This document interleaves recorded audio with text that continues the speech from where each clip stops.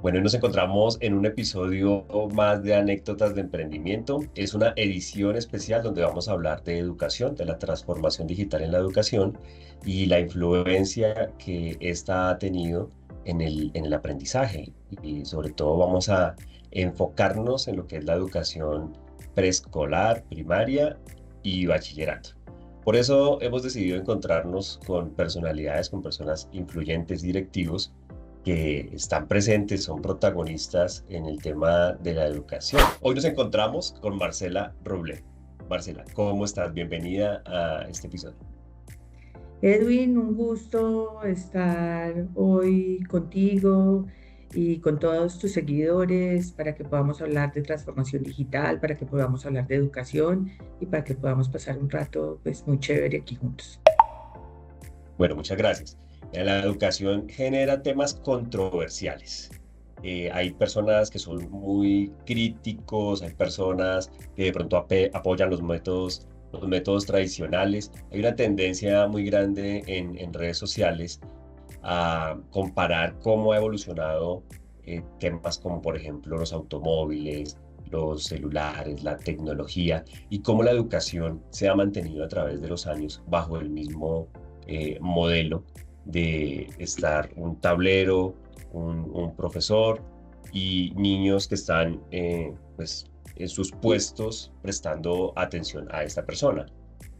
¿Crees que esto es así o que la educación sí ha tenido alguna evolución?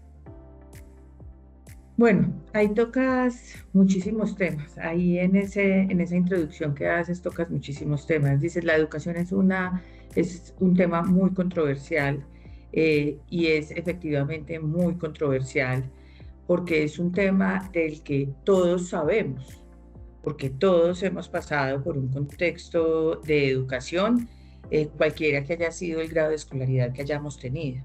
Y la gran mayoría de las personas que tienen hijos, pues también son, por decir así, usuarios del servicio de la educación con sus hijos. Y cuando hablamos de los hijos, hablamos de los seres humanos que representan el mayor tesoro para sus padres. Entonces, cuando uno está escogiendo lo mejor para sus hijos, cuando uno está escogiendo la educación para sus hijos, uno quiere lo mejor.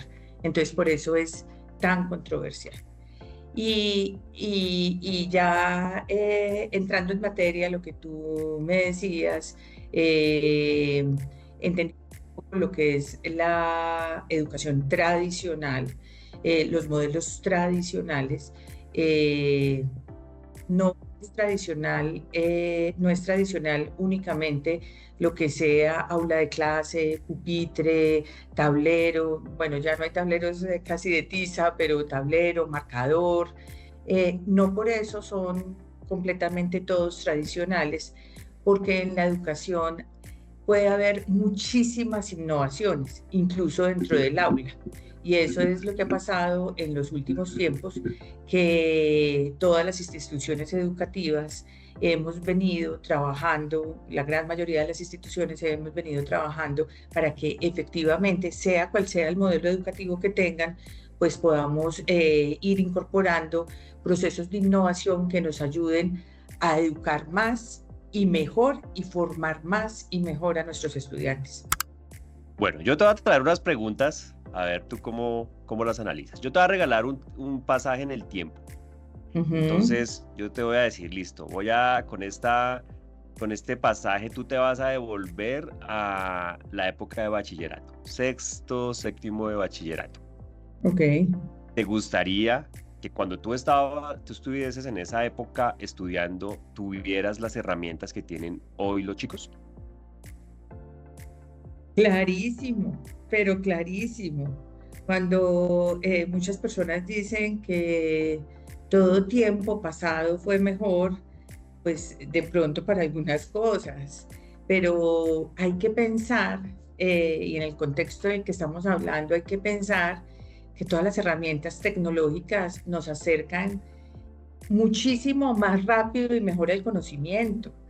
O sea, hubiera sido espectacular que a mí, por ejemplo, me hubieran tocado esas cosas, Para cuando yo tenía 12, 13 años, hacer cualquier investigación significaba ir a una biblioteca y pasar muchas horas y estar solamente eh, relacionado con los libros que estuvieran en esa biblioteca.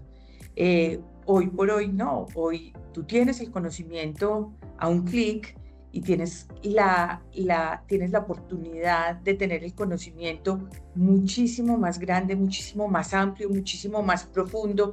Hoy la juventud tiene un regalo inmenso que se llama conocimiento. Y se llama información, creería yo, porque el Internet tiene una cantidad, pues, tiene toda la información realmente. Claro, también sé que muchas personas dirán, hay información, pero también hay desinformación, ¿cierto? Entonces, Hay información y la, hay desinformación. la educación será que tiene que volverse también dentro de sus programas, que los profesores, los maestros le indiquen a los chicos cómo seleccionar la información correcta dentro del Internet, ¿o crees que eso está alejado de lo que es la educación tradicional? No, para nada. Está muy acorde con las necesidades que hoy tenemos, cualquiera que sea tu modelo educativo. Eh, Así como hoy el estudiante tiene unas herramientas variadas y muy grandes y muy amplias, hace 30 años teníamos un tipo de maestro que estaba preparado para esos retos que tenía en el aula. Hoy el reto que tenemos en el aula es muy distinto, por lo tanto que tenemos que tener maestros preparados para ello.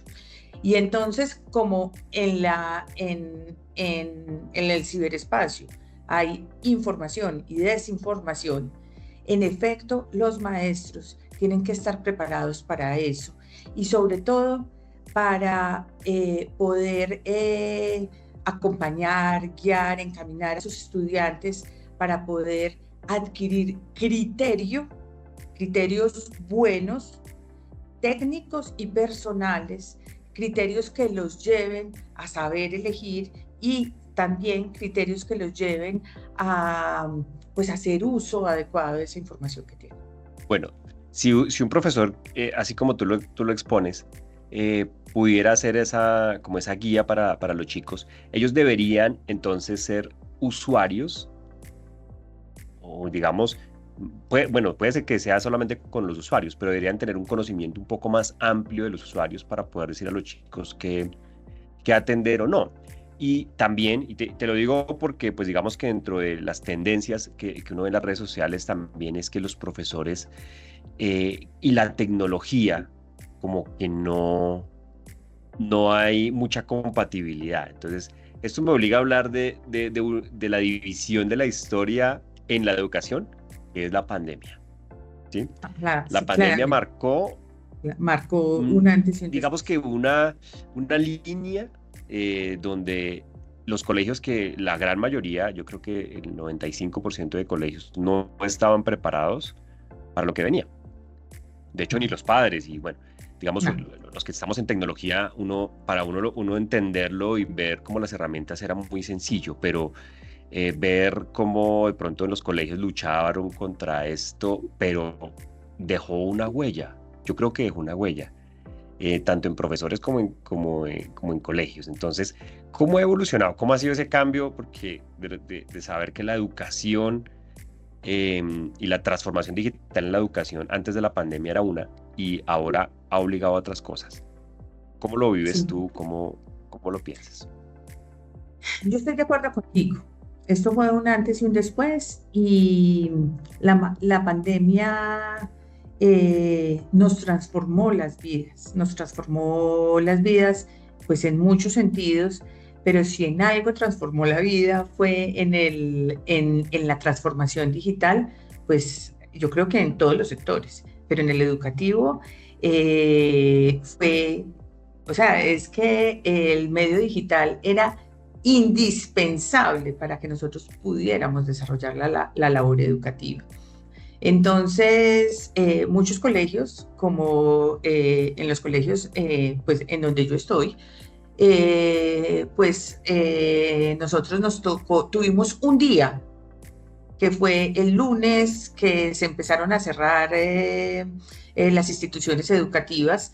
El lunes tuvimos para convertirnos en un colegio que teníamos que salir el martes a dictar clases a través de un computador. Y efectivamente había muchos maestros, o su gran mayoría, que no estaban preparados para eso. Unos niños que tampoco estaban preparados para eso y unos papás que tampoco estaban preparados para eso. Entonces, claro, al principio eso fue un caos. Al principio eso fue un caos. Y rápidamente, y lo digo rápidamente, porque es que nuestras generaciones actuales son nativos digitales. Los niños de ahorita pues nacen con un celular en la mano, entonces pues piensa quién se adaptó más fácil, los niños. Pero el reto superior lo tuvieron los maestros, porque tú en una institución educativa, tú tienes maestros que están entre 20 y 30 años, entre 30 y 40, entre 40 y 50 y entre 50 y 60. Entonces, imagínate lo que es de un día para otro la incorporación de más y mejores instrumentos digitales, hacer toda tu actividad académica a través de un computador cuando tú no estás acostumbrado a hacer eso. Entonces fue un reto muy, muy, muy importante. Y creo que en ese antes y después, efectivamente, hoy los maestros no son como los maestros que teníamos antes de pandemia. Los maestros también entendieron que su labor docente cambió. Y Sí, eso hace una parte de la historia muy distinta. bueno, de todas maneras, hay un camino por recorrer bastante grande. Inmenso. Yo, yo te digo, yo tengo dos hijos, un chico de 11 y una niña de 7. Bueno, el de 11 ya casi cumple 12 años. Como tú dices, nativos digitales. Y no solamente nativos digitales porque sepan usar la tecnología. Creo que la tecnología la pueden aprender a usar a cualquier edad. Mis papás, que entonces son como lo opuesto por lo menos en edad, entonces mi papá ya casi cumple 80, mi mamá tiene 75, pero mi mamá es la community manager de la familia. Entonces ella La mía también. publica, publican en redes, tienen Instagram, tienen TikTok, tienen todas las redes sociales, mi papá compra, de repente lo veo con unos tenis así, yo, papá, ¿dónde sacó eso? No, lo compré por internet, y entonces mi papá compra por internet sin miedo, con facilidad, a pesar de que tiene 79 años, yo digo, no es una cuestión de edad. Primero eso como ese punto. Ahora, que los chicos, no solamente porque sepan usar la tecnología, porque es evidente con este ejemplo que a cualquier edad se puede usar. El tema es la forma en la que quizás ellos aprendan. ¿Por qué? Porque yo con mi hijo a veces hablo de temas que él tiene un conocimiento que yo a su edad, por supuesto, y por lo que tú exponías al comienzo, no tenía de ninguna forma, porque era ir a la biblioteca a leer y no teníamos la información a la mano como la tienen ellos. Y ellos tienen algo que también es polémico, que son los youtubers. Entonces, Ujú.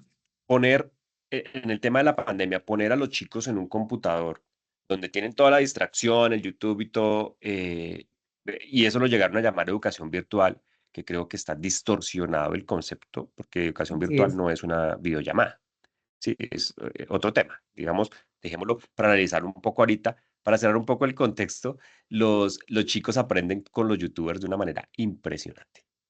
Entonces, ¿qué prefieren ellos? O sea, si nosotros hiciéramos encuestas con los chicos, ¿qué prefieres? ¿El maestro del colegio hablando o un youtuber? Ellos, el youtuber, porque tienen unos componentes donde Luisito comunicaba y visita países, muestra la geografía, muestra los platos, las costumbres, no sé qué. Y entonces mi hijo hoy en día sabe unos temas de geografía, de ciencias sociales, de cosas que yo digo, ¿tú dónde aprendiste eso? Me dice, esto lo aprendí con Luisito Comunica, esto lo aprendí con no sé quién. Entonces, yo me pregunto lo siguiente, ¿será que los profesores tienen que empezar a volverse, de cierta manera, youtubers a meterle esa creatividad y esa innovación más que en los aparatos, como en la forma de comunicar? Me interesa mucho esa opinión. Tienes, tienes como maestro un reto muy grande, porque si tú le haces la encuesta, sobre todo a los adolescentes fácilmente te va a decir, no, pues entre el youtuber y el maestro, pues de pronto el youtuber.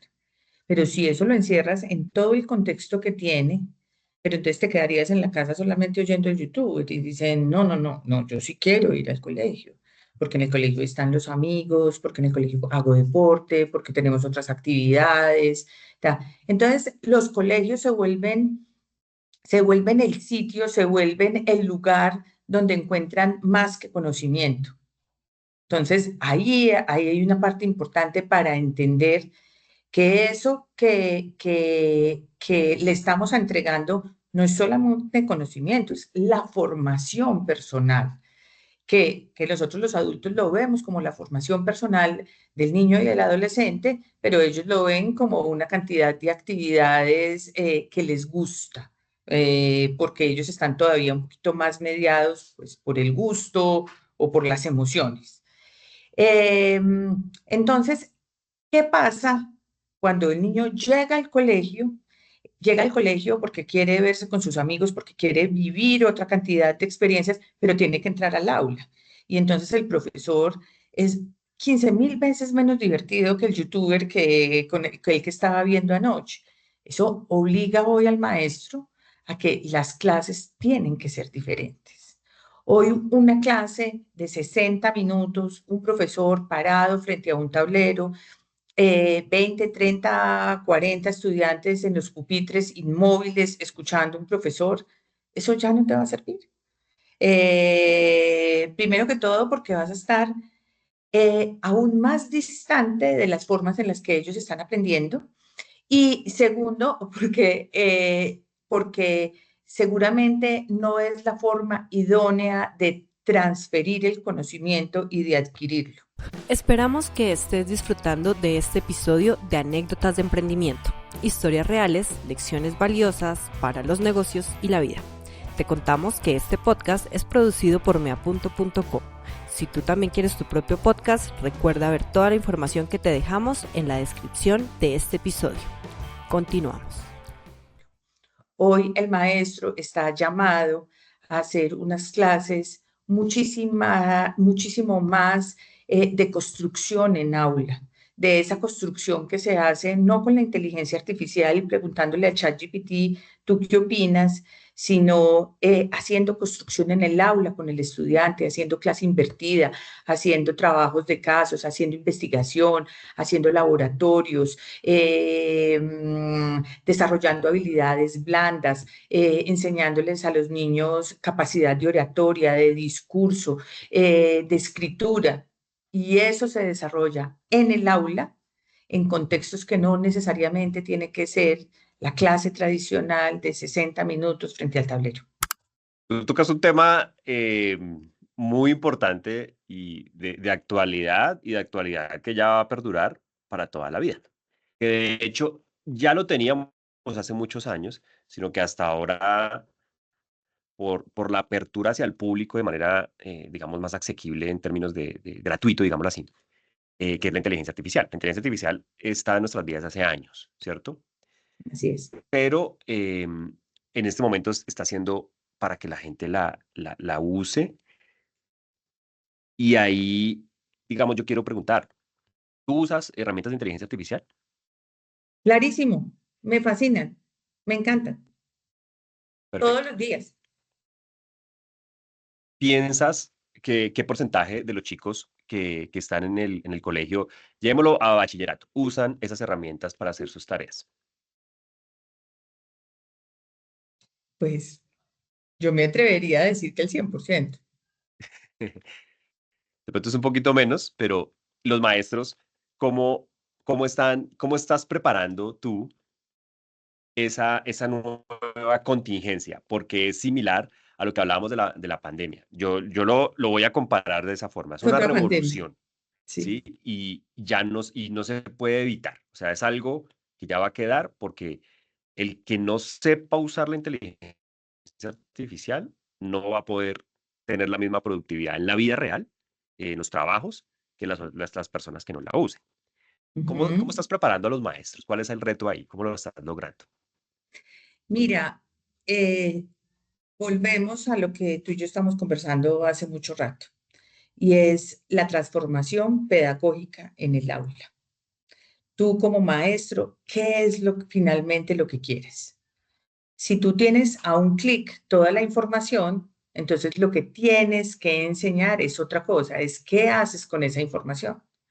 Entonces, todo lo que tiene que ver con esa construcción del estudiante en referencia con tareas y trabajos, tiene que ir más allá de conseguir la información. La información se consigue muy fácil. Eh, y nosotros al interior del colegio nos lo hemos planteado muchísimas veces. Nosotros por eso, hoy por hoy, el peso más amplio que tienen las notas un estudiante es su trabajo en clase, es la construcción en clase, porque lo que él me traiga mañana de tarea es una tarea muy construida por la inteligencia artificial más que por el mismo pensamiento del niño. Entonces, eh, tú escoges si tú le preguntas a él, lístame las capitales de departamento de Colombia y esa es la tarea. O si tú le dices, a partir de las capitales del departamento, hazme un análisis demográfico y cuéntame tú por qué crees que pasa en cada uno, en el desarrollo de cada uno de sus departamentos. Eso es distinto. Tú lo pones a pensar.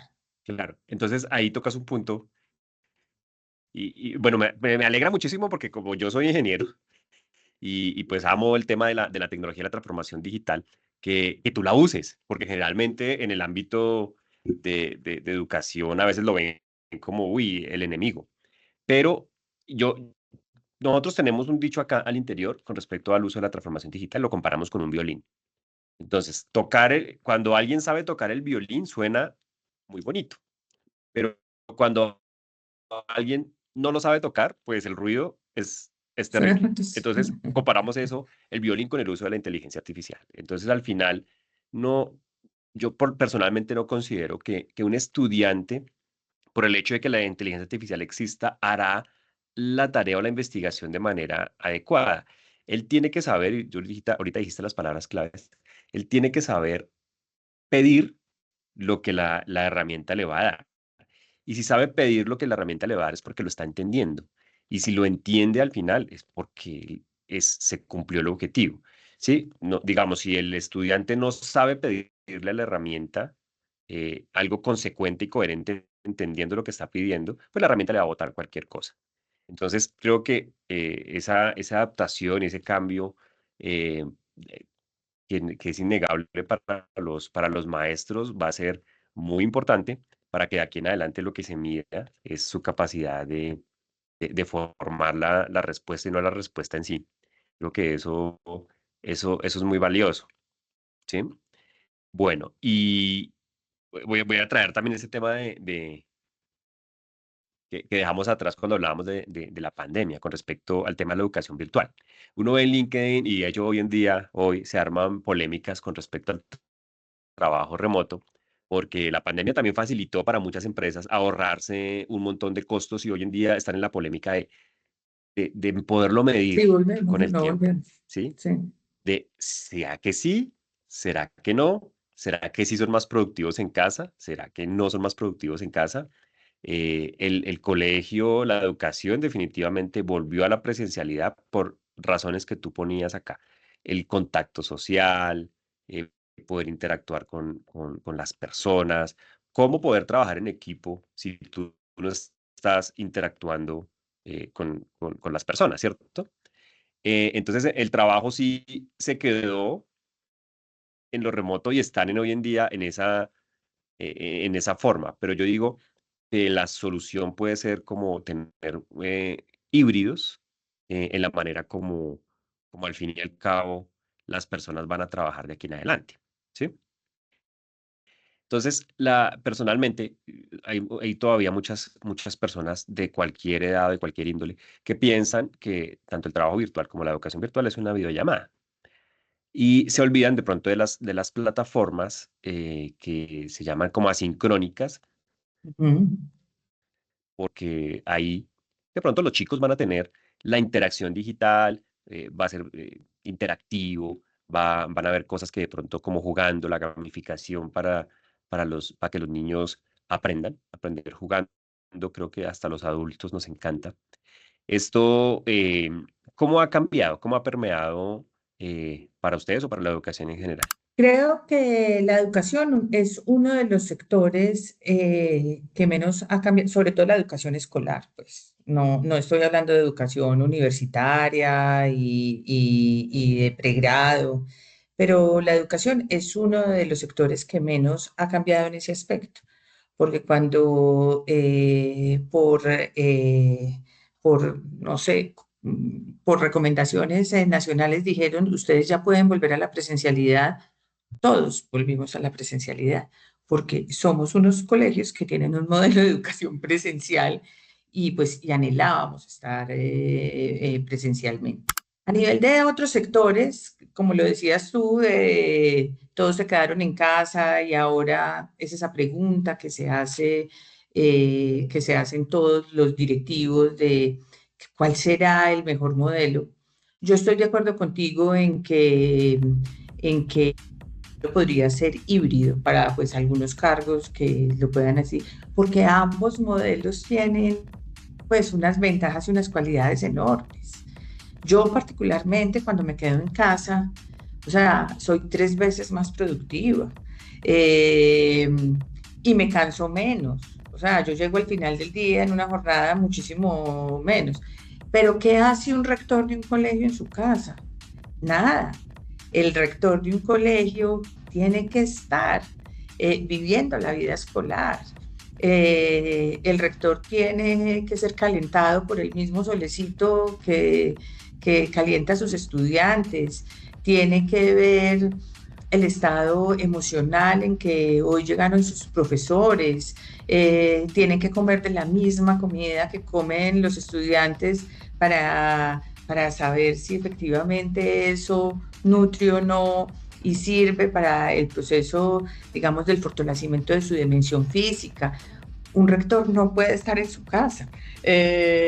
Igual los maestros de un colegio, pues como el nuestro, pues tienen que estar en el campo de batalla. El campo de batalla para nosotros es el colegio, es la cancha, es la entrada, es la capilla, es el aula de clase. Ese modelo de trabajar híbrido servirá para algunos cargos y creo que servirá para algunas y servirá para otros contextos y entornos. La educación virtual, verdaderamente virtual, sí ha tenido muchísima transformación y muchísimo avance a nivel universitario, pero a nivel escolar no, sin demeritar los grandes esfuerzos que hace hoy la educación en casa, el homeschooling, que es otro modelo también, que es válido, también tiene sus ventajas, sus cualidades. Lo respeto muchísimo, pero yo nunca hubiera querido estudiar en homeschooling y yo nunca tampoco pondría a mis hijos a estudiar en homeschooling porque se pierden de una cantidad de cosas maravillosas que trae la interacción del día a día con 200, 300, 400 personas más. Entonces, eso tampoco, pues, hay con qué pagarlo. Ese crecer con los demás, es que somos seres sociables. Y entonces ese crecer con los demás, ese tener 5 años y tener un conflicto con una amiga porque me cogió los colores y yo no quería prestarlos, eso te forma. Eso, tener 7 años y sentir la frustración de que no me invitaron a la fiesta de la amiga que se sienta al lado mío, eso también hay que vivirlo. O tener la alegría de tener una buena amiga que se fue un año a estudiar a otra parte y volvió y se llena mi corazón. Eso también hay que vivirlo. Entonces, bueno, el modelo de la educación virtual es un modelo que va cogiendo fuerza, pero creo que la educación tradicional, y cuando digo tradicional no me refiero al modelo, sino la educación presencial, pues te regala lo que no te regala nunca otras cosas. Bueno, cuéntame cómo la transformación digital en la educación está, bueno, más bien que me cuentes es cómo lo defines, cómo defines la transformación digital en la educación preescolar, de primaria y bachillerato. ¿Cómo lo defines tú? O sea, dices, es amigo, es aliado, es herramienta, ¿qué es para ti? ¿Cómo lo podrías definir desde tu lado, ¿no? Desde tu lado directivo. Es una poderosa e inigualable herramienta en el proceso de educar, de la cual no puedes en este momento ya prescindir y harías muy mal no, o sea, dejándola a un lado. Quien hoy haga a un lado las grandes ventajas de lo digital para educar, se está perdiendo de mucho. Entonces es herramienta, por supuesto, lo considero siempre un medio, no un fin, pero es un gran aliado, un gran aliado. Marcela, cuéntame, ¿quién es Marcela Roble? Yo soy una rectora de un colegio femenino en Manizales que se llama ASPAEN Cerezos. ASPAEN es una red de colegios privados en Colombia que tiene más de 60 años de presencia en Colombia y tenemos presencia en 9 ciudades distintas. Una de esas es Manizales. En Manizales tenemos 3 instituciones que son Urapanes, Cerezos y Horizontes. Urapanes es el preescolar, Cerezos es el colegio femenino y Horizontes es el colegio masculino. Yo tengo a cargo la de Urapanes y Cerezos, que son nuestro preescolar y nuestro colegio femenino. Somos unos colegios con un proyecto educativo muy sólido, donde trabajamos todos los días por efectivamente entregar una educación personalizada, integral, diferenciada y católica. Y somos unos colegios de alta calidad y también para poder llegar a esos buenos estándares de calidad, por supuesto que tenemos que trabajar todos los días en ese proceso de innovación educativa. Hace 5 años estoy a cargo del colegio, soy además exalumna del colegio, que pues eso me llena de orgullo y muy orgullosa de pertenecer a Spine, porque yo también como directiva me he ido formando, así como se forman mis niñas del colegio todos los días, yo también me voy formando como persona y como directiva.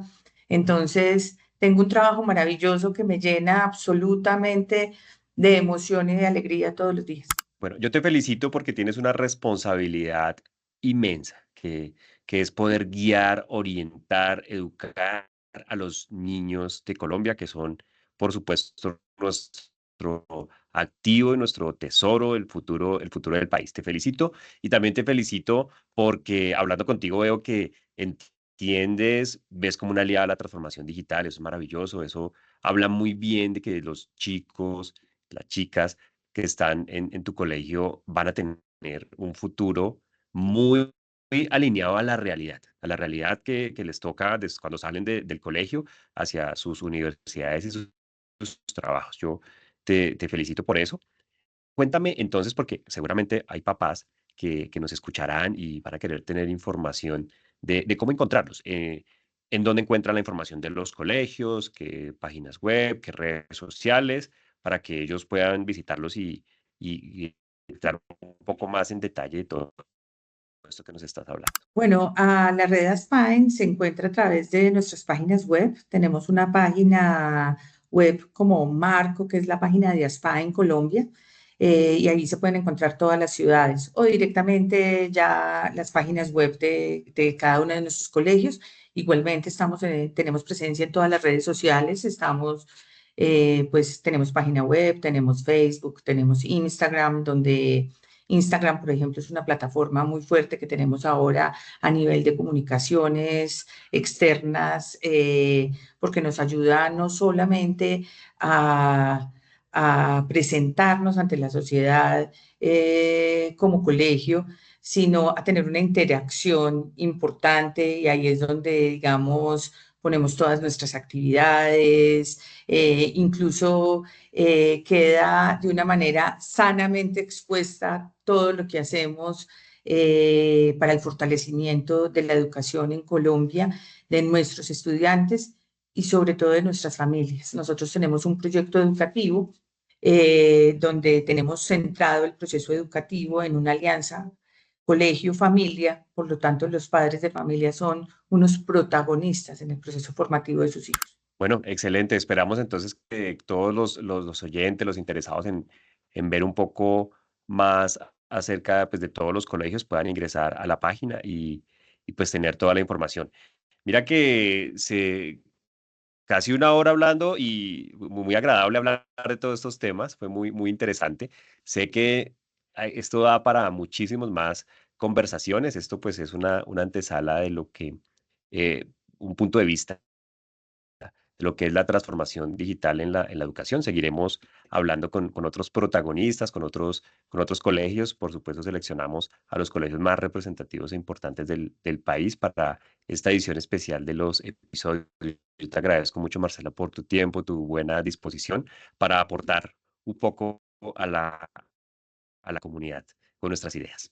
No, te agradezco a ti, te agradezco el tiempo, te agradezco el espacio, te agradezco que se interesen tan genuinamente por un sector tan importante como el sector educativo y yo me la pasé muy bien este rato conversando tenemos que seguir hablando ya de lo que es el emprendimiento y el desarrollo y la formación del emprendimiento dentro de nuestros colegios, pero eso ya será para otro día. Para otro episodio, por supuesto, bienvenida aquí las puertas abiertas. Muchas gracias. Un gusto. ¿Disfrutaste de este episodio tanto como nosotros? Ojalá el contenido te inspire y sea una guía valiosa en tu camino como emprendedor.